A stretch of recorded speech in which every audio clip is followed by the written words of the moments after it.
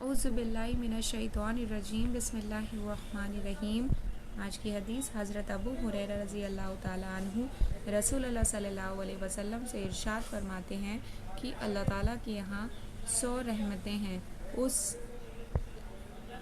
اس نے ان میں سے ایک رحمت جن وانس جانوروں اور کیڑے مکوڑوں کے درمیان اتاری ہے۔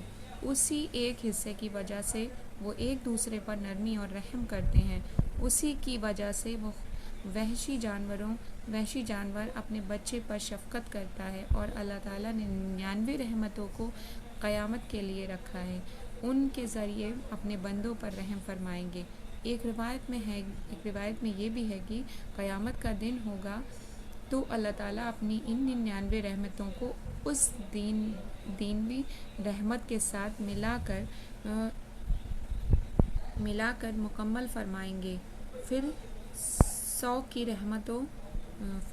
رحمتوں کے ذریعے اپنے بندوں پر رحم فرمائیں گے۔ سبحان اللہ۔ اللہ تعالیٰ ہم سب کو اپنے گناہوں پر قابو پانے کی توفیق عطا فرمائے تاکہ ہم اپنے گناہوں سے بچ سکیں اور نیکی کی طرف چل سکیں۔ بے شک، آمین۔